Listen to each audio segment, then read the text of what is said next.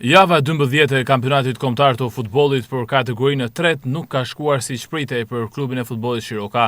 Pas 3 fitoreve të njëpasnjëshme, 2 në transfer dhe 1 në shtëpi ndaj Himarës, futbollistët shkodran janë ndalur në ndeshjen e fundit të zhvilluar në stadiumin Rashid Rusi përballë rivalëve të Eagle Football. Një fitore në këtë takim do t'i jepte mundësinë Shirokës të vazhdonte luftën për të arritur objektivin e kualifikimit në kategorinë e dytë, por humbja në shtëpi ndaj Eagles konsiderohet një hap pas në këtë drejtim, pasi duke mbetur në kuotën e 22 pikëve, Shiroka pozicionohet e treta, pas Eagle që kryeson kampionatin me 28 pikë dhe Partizanit bën me 26 pikë dhe një ndeshje më pak. Kjo ka ulur shanset për kualifikim në fazën play-off. Sa i përket përballjes së djeshme me Eagle, pjesa e parë u mbyll me avantazhin e skuadrës kundërshtare që kaloi në afërsi 1-0 fal golit të Branicës në minutën e 16, 10 minuta pas fillimit të pjesës së dytë. Eagle Football dyfishon avantazhin me një tjetër gol të shënuar nga Ylsol Liu.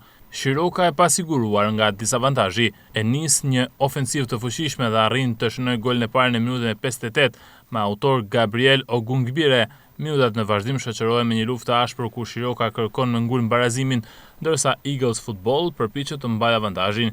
Me gjithë përpjekjet e ventasve, vëshëllimi e gjyqtarit Koçi mbyll ndeshjen me rezultatin 1-2 në favor të Eagles që largohet nga Shkodra me një fitore shumë të rëndësishme. Në grupin A të kategorisë së tretë, pjesë është edhe ekipi tjetër i Shkodrës, Olimpik Shkodra, që është mundur në shtëpi nga Bulqiza me rezultatin 1-2, duke vijuar të mbetet në vendin e fundit të klasifikimit me vetëm 3 pikë.